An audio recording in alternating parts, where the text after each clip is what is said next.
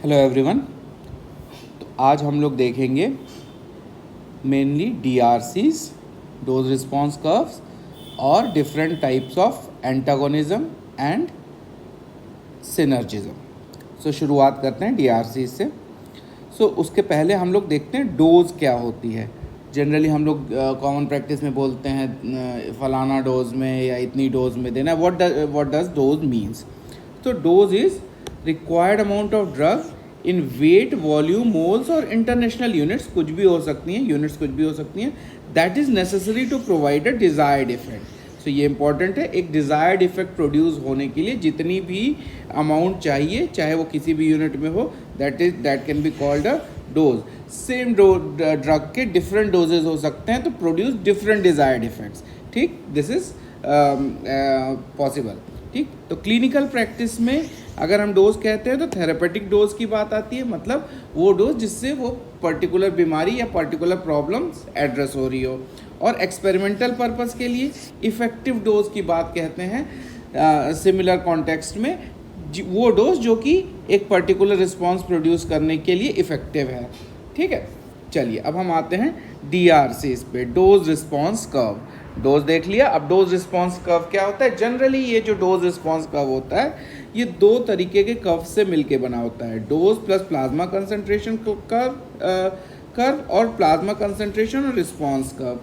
तो डोज मतलब जितनी हमने शरीर में बॉडी में दी, उसके बाद कितना प्लाज्मा कंसंट्रेशन हुआ उस पर्टिकुलर ड्रग का, और दूसरा कर्व जो हुआ वो प्लाज्मा कंसंट्रेशन जितना हुआ उसके रिस्पॉन्स में रिस्पॉन्स क्या आया उसको हम प्लॉट करते हैं। ये डीआरसी जो होता है इन दोनों का मिला जुला कर्व होता है। ठीक है, ग्राफ होता है। यूजुअली अगर आप डीआरसी की बात करेंगे, डोज रिस्पॉन्स कर्व की, तो ये हाइपरबोला होता है। ठीक, लेकिन हम लोग जनरली प्रैक्टिस में लॉग डीआरसी यूज़ करते हैं। वी यूज़ लॉग डीआरसी जो कि सिग्मोइड होता है, एस शेप्ड होता है। हाइपरबोला ये हुआ, सिग्मोइड ये हुआ और हाइपरबोला ये हो गया। ठीक, चलिए तो लॉग डीआरसी क्यों यूज़ कर रहे हैं, क्या फ़ायदे हैं ये देख लेते हैं। पहली बात तो बीच के पार्ट में जब आप सिग्मोइड का प्लॉट करेंगे तो बीच के पार्ट में जो कि 30 से 70% वाला पार्ट है वो एक स्ट्रेट लाइन मिल जाएगी। तो एक लीनियर रिस्पॉन्स हमें मिल जाएगा इंटरमीडिएट जोन में, जिसको हम मीज़र कर सकते हैं। इसका क्या फ़ायदा होगा? हम एक एप्रोप्रिएट कैलकुलेशन कर पाएंगे कि हम कितनी डोज बढ़ाएं तो रिस्पॉन्स कितना बढ़ेगा। क्यों? क्योंकि वो एक लीनियर रिस्पॉन्स है। ठीक है, चलिए दूसरी बात, लॉग डीआरसी में हम एक वाइड रेंज प्लॉट कर सकते हैं। ठीक, लॉग डीआरसी में हम एक वाइड रेंज प्लॉट कर सकते हैं, जैसे कि लॉग 10 आप जानते हैं 1 होता है। ठीक, तो इसी तरह एक छोटे स्पेस में बहुत बड़ी रेंज ऑफ ड्रग प्लॉट कर सकते हैं। वहीं अगर हम प्लेन सिंपल डीआरसी लेंगे तो एक बहुत बड़ा ग्राफ लगेगा, that will be practically very cumbersome. ठीक, तीसरी चीज़, comparison between agonist and antagonist is very easy in case of log DRC as compare to DRC. तो ये 3 रीजंस हैं जिनकी वजह से हम लॉग डीआरसी यूज़ करते हैं। याद रखेंगे, ये सिग्मोइड होता है और डीआरसी हाइपरबोला होता है। ठीक, तो ये एक सैंपल हो गया लॉग डीआरसी का। एक्स एक्सिस पे लॉग डोज और वाई एक्सिस पे रिस्पॉन्स। अब रिस्पॉन्स भी 2 तरीके का हो सकता है, हम लोग आगे देखेंगे। उसी के बेसिस पे टाइप्स ऑफ डीआरसी डिफाइन करेंगे। चलिए, तो बेनिफिट ऑफ लॉग डीआरसी देखिए, क्या क्या चीज़ हमें लॉग डीआरसी से मिल सकती है। ये जो 30 to 70% वाला एरिया है, this is a straight line, जो कि डीआरसी में, डोज रिस्पॉन्स कर्व में नहीं मिलेगा, वो सिर्फ लॉग डीआरसी में ही मिलेगा। तो क्या क्या मिलती है, क्या क्या फीचर्स मिलते हैं? Potency, efficacy and slope. एक लॉग डीआरसी में 3 चीज़ें मिलेंगी, पोटेंसी, एफिकेसी और स्लोप। क्या क्या होती हैं, चलिए हम लोग एक एक चीज़ देखेंगे। पोटेंसी क्या हुआ? The amount of drug needed to produce a response. ठीक, चलिए पीछे मान लीजिए 10 यूनिट्स ऑफ जो ड्रग थी वो ये एक्स रिस्पॉन्स प्रोड्यूस कर रही है या 10% रिस्पॉन्स प्रोड्यूस कर रही है। ठीक, ऐसे ही 20 units of drug 20% response produce कर रही है। तो पोटेंसी क्या हुई? Amount of drug needed to produce a response, अगर हमें मालूम है कि जो हमारा डिज़ायर्ड रिस्पॉन्स है वो समवेयर इतना है, 50% है, मान लीजिए जो 50% रिस्पॉन्स है वो हमारा डिज़ायर्ड है, तो वो अमाउंट ऑफ ड्रग जो ये 50% रिस्पॉन्स प्रोड्यूस करने के लिए होगी, that will be called the potency. तो amount of drug needed to produce a response, more the drug on the left side of the graph higher its potency. क्या मतलब, अगर drug left side of graph में ज़्यादा है तो उसकी potency अधिक होगी। मान लीजिए ये दो ड्रग है, ये दो ड्रग है, ये ए है और ये बी है, तो A will be way more potent than B. क्यों? क्योंकि आप देखिए, अगर ये हुआ ए, ये हुआ बी, ये मान लीजिए अगर ये रिस्पॉन्स प्रोड्यूस करना है, ठीक है, मान लीजिए ये रिस्पॉन्स है, ये 50% का रिस्पॉन्स है मान लीजिए, तो ये ए के लिए जितने डोज पे आएगा D1 डोज मान लिए, और बी के लिए जो D2 डोज आई, तो D2 डोज आप देख रहे हैं कि ये D1 से अधिक हो रही है। क्यों? क्योंकि एक्स एक्सिस पे ऐसे जा रही है, मूव कर रही है। सो हम ये कह सकते हैं कि जितना ग्राफ लेफ्ट साइड होगा उतनी ही पोटेंट ड्रग होगी। ठीक, तो more the drug on the left side of the graph higher its potency. Efficacy क्या हुई? सिंपल सही बात है, जो मैक्सिमम रिस्पॉन्स प्रोड्यूस हो रहा है दैट विल बी एफिकेसी। किसी एक ड्रग का रिस्पॉन्स ऐसा हो सकता है तो उसकी एफिकेसी बड़ी हो जाएगी, ज़्यादा हो जाएगी। ठीक है, तो जो मैक्सिमम रिस्पॉन्स होगा ड्रग का प्रोड्यूस हो रहा होगा वो एफिकेसी होगी। हायर द पीक, जितना पीक ऊपर होगा उतनी ही ज़्यादा एफिकेशियस ड्रग होगी। ठीक, स्लोप क्या हुआ? स्लोप हुआ ये जो ये एंगल आप देख रहे हैं, दैट इज कॉल्ड स्लोप। ठीक, अब अगर ये स्टीप हुआ, मान लीजिए ये स्लोप किसी एक ड्रग का ऐसा हुआ, ये बहुत स्टीप हुआ, और दूसरी ड्रग का ऐसा हुआ, ये हुआ, तो जो स्टीप स्लोप है इसका मतलब क्या हुआ? बहुत मतलब एकदम उसका एंगल ज़्यादा है, तो उसका मतलब क्या हुआ कि थोड़ी सी भी डोज बढ़ाएंगे तो रिस्पॉन्स बहुत ज़्यादा बढ़ेगा। मान लीजिए ये एक ड्रग है और एक दूसरी ड्रग ये है, इसका स्लोप ऐसा है, इसका स्लोप ऐसा है। अब इस ड्रग में अगर हम थोड़ा सा भी x से x1 बढ़ा देंगे तो रिस्पॉन्स बहुत ज़्यादा बढ़ जाएगा। ठीक, तो स्टीप स्लोप अगर होगा, स्टीप स्लोप होगा तो नैरो थेरेपेटिक इंडेक्स होगा। थेरेपेटिक इंडेक्स क्या होगा आगे भी हम लोग देखेंगे। मतलब कि थोड़ा सा भी हम डोज बढ़ाएंगे तो रिस्पॉन्स बहुत तेज़ी से बढ़ जाएगा। ठीक, अगर फ्लैटेंड स्लोप होगा तो रिस्पॉन्स धीरे धीरे बढ़ेगा। तो ये तीन चीज़ें हम लोग यूजुअली एक DRC से पता कर पाते हैं, किसी भी ड्रग को एसेस करने में काम आती हैं। चलिए अब ये दो एग्जांपल्स देख सकते हैं। ये ड्रग ए है, ये ड्रग बी है, ये ड्रग सी है, ये ड्रग डी है। यहाँ के केस में देखें B is less potent but equally efficacious. क्यों? क्योंकि एफिकेसी मैक्सिमम रिस्पॉन्स था, मैक्सिमम रिस्पॉन्स दोनों का बराबर है। लेकिन अगर हम 50% रिस्पॉन्स देखें तो ए का रिस्पॉन्स जो है वो कम डोज पे आ जा रहा है और बी के रिस्पॉन्स से। ठीक है, तो बी जो है वो लेस पोटेंट है ए। क्यों? क्योंकि सेम रिस्पॉन्स प्रोड्यूस करने के लिए बी की ज़्यादा डोज देनी पड़ रही है। यहाँ केस देखेंगे कि सी जो है it is more efficacious to D. ठीक है, क्यों? क्योंकि सी का जो पीक है वो ऊपर है, मैक्सिमम रिस्पॉन्स ऊपर है एज कंपेयर टू डी।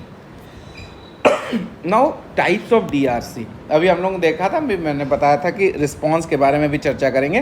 तो दो टाइप के DRC होते हैं, क्वांटल एंड ग्रेडेड। मान लीजिए कोई एक रिस्पॉन्स ऑल या नॉन फिनोमिनन में है। ठीक है, ऑल या नॉन फिनोमिनन में है, मतलब वॉमिटिंग हो रही है या वॉमिटिंग बंद हो गई, डायरिया हो रहा है या डायरिया बंद हो गया। तो अगर इस तरह का कोई फिनोमिनन है तो एक्स एक्सिस पे तो हम डोज ही प्लॉट करेंगे, लेकिन वाई एक्सिस पे क्या करेंगे, वो हम प्लॉट करेंगे परसेंटेज ऑफ इंडिविजुअल्स, कितने परसेंट इंडिविजुअल्स में वो डायरिया बंद हो गया या वॉमिटिंग बंद हो गई। ठीक, तो यहाँ पे दो टर्म्स आएंगे, ED50। ED50 क्या हुई? Dose that produces desired response in 50% of individual.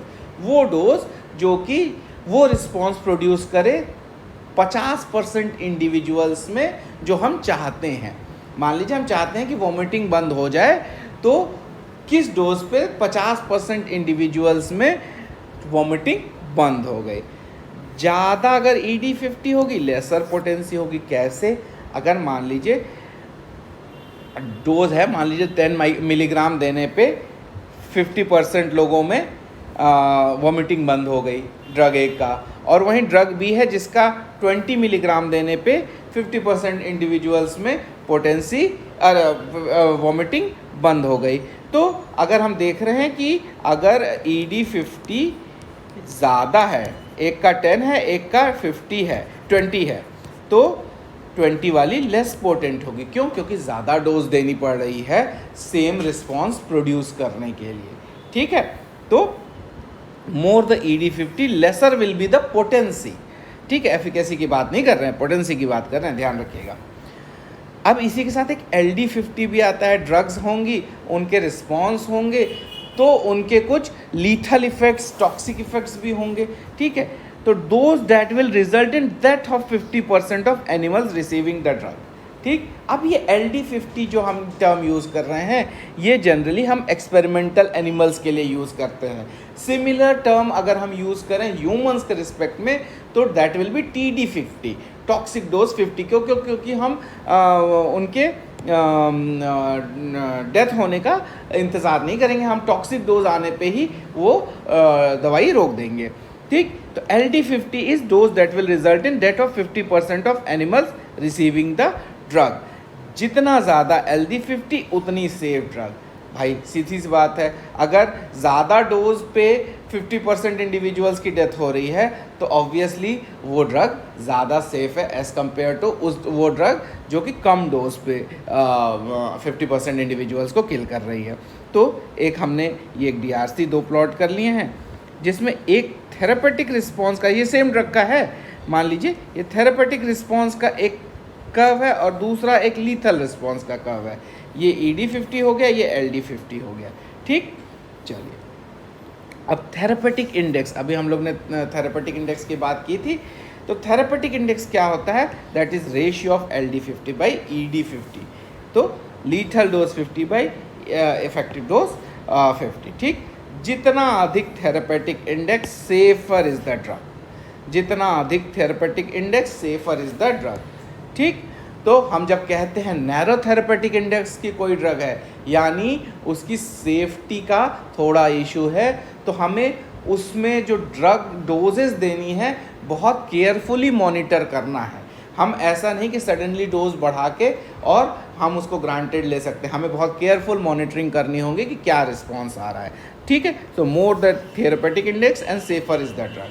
ठीक, अब इसके साथ मैंने भी बोला कि toxic dose, medium toxic dose human के रिस्पेक्ट में लेते हैं LD50 की जगह। क्यों? क्योंकि हम लिथैलिटी होने का इंतज़ार नहीं करेंगे, ह्यूमंस के केस में लेंगे। So the dose eight which the toxicity happens in 50% of the cases. वो डोज जिस पे 50% केसेस में टॉक्सिसिटी डेवलप हो गई, जो टॉक्सिसिटी हम कंसीडर कर रहे हैं। तो इसी के साथ एक और टर्म आता है, जनरली यूजुअली आपके बुक्स में नहीं मिलता, सर्टेन सेफ्टी फैक्टर। ये क्या है? Certain safety factor is the ratio of TD1 by ED99। ठीक है, TD1 बाई ED99 मतलब क्या हुआ कि वो डोज जिस पे 1% इंडिविजुअल्स में टॉक्सिक इफेक्ट आ जाता है, डिवाइडेड बाई वो डोज जिसमें 99% इंडिविजुअल्स में इफेक्ट आ जाता है। ठीक, तो ED99 is effective dose in 99% of individuals, वो डोज जिसमें 99% इंडिविजुअल्स में इफेक्ट आ जाता है, और TD1 वो डोज जिसमें 1% इंडिविजुअल्स में टॉक्सिक इफेक्ट आता है। So generally it is a better indicator for safety. Usually many people consider it as a better indicator. ठीक, नाउ ये सारी चीज़ क्वांटल DRC में अभी हम चल रहे थे, परसेंटेज ऑफ पॉपुलेशन की बात हो रही थी। अब ग्रेडेड DRC, मान लीजिए कोई ऐसा रिस्पॉन्स है जिसका ग्रेडेशन किया जा सकता है, BP रिडक्शन, टेम्परेचर रिडक्शन। ठीक, तो अब हम इंडिविजुअल रिस्पॉन्स भी देख सकते हैं। मान लीजिए हमने एक्स एक्सिस पे लॉग डोज बनाई, ठीक, और रिस्पॉन्स क्या हुआ 1 2 3 4 5 6 7। अब हम कुछ भी जो भी हम ले रहे हैं, मान लीजिए बीपी रिडक्शन में लिया, मान लीजिए सिस्टोलिक बीपी की बात कर रहे हैं तो 10 यूनिट्स रिड्यूस हुई, 20 यूनिट्स, 30 यूनिट्स, 40 50 60 जो भी रिड्यूस हुई उसको हमने प्लॉट कर लिया वाई एक्सिस पे, ठीक। अब हमने दो ड्रग्स यहाँ पे प्लॉट की, drug A and drug B, ठीक। ये ग्रेडेड डीआरसी हुई, क्यों? क्योंकि वाई एक्सिस पे ये रिस्पॉन्स को ग्रेडेशन कर सकते हैं, ये ऑल और नन रिस्पॉन्स नहीं है, ठीक। अब हम इसके बाद देखते हैं सिनर्जिज्म। इसके बाद हम लोग फिर डीआरसी के ही कॉन्टेक्स्ट में आएंगे। सिनर्जिज्म और एंटागोनिज्म। सिनर्जिज्म क्या हुआ? साथ में काम करने की बात है, एडिटिव हो सकता है, ठीक। तो सिनर्जिज्म में दो चीज़ें आएंगी, एडिटिव इफेक्ट और सुप्रा एडिटिव इफेक्ट। सिंपल सी बात याद रखिए, effect of combination of drug A and B is equal to effect of drug A plus effect of drug B. अगर ऐसा है, अगर ये इक्वल है तो then that is additive, simply add हो रहा है, समेशन हो रहा है, सिंपली जुड़ रहा है दोनों का effect. Example aspirin and paracetamol, ठीक। यूजुअली यहाँ साइड इफेक्ट एडिटिव नहीं होते हैं, ठीक। सुप्रा एडिटिव क्या मतलब हुआ? एडिटिव था, अभी सुप्रा एडिटिव। अगर कॉम्बिनेशन का इफेक्ट इंडिविजुअल इफेक्ट के समेशन से ज़्यादा है, because of any reason, variety of reasons in different drugs, drug combination can be seen, तब हम उसको कहेंगे सुप्रा एडिटिव इफेक्ट या पोटेंशिएशन। लीवोडोपा पर प्लस कार्बाइडोपा एक बहुत कॉमन एग्जाम्पल है, क्यों? क्योंकि पेरिफेरल मेटाबॉलिज्म को इनहिबिट कर देता है, ठीक है। तो इंडिविजुअली अगर हम लीवोडोपा दे रहे हैं और कार्बाइडोपा दे रहे हैं अलग अलग टाइम पे, अलग अलग उसमें, तो जो इफेक्ट आएगा उनको हम जोड़ें वो कंपैरेटिवली कम होगा अगर हमें साथ में कॉम्बिनेशन दे रहे हैं, ठीक। चलिए नेक्स्ट इज एंटागोनिज्म। एंटागोनिज्म 3-4 तरीके का होता है। फर्स्ट इज फिजिकल, जो कि फिजिकल प्रॉपर्टीज पे डिपेंड करेगा। सेकंड इज केमिकल, जो केमिकल प्रॉपर्टीज पे डिपेंड करेगा। Third is physiological and functional, और फोर्थ इज रिसेप्टर्स। तो फिजिकल प्रॉपर्टीज पे देखते हैं। Charcoal adsorbs and prevent absorption of alkaloids in their poisoning.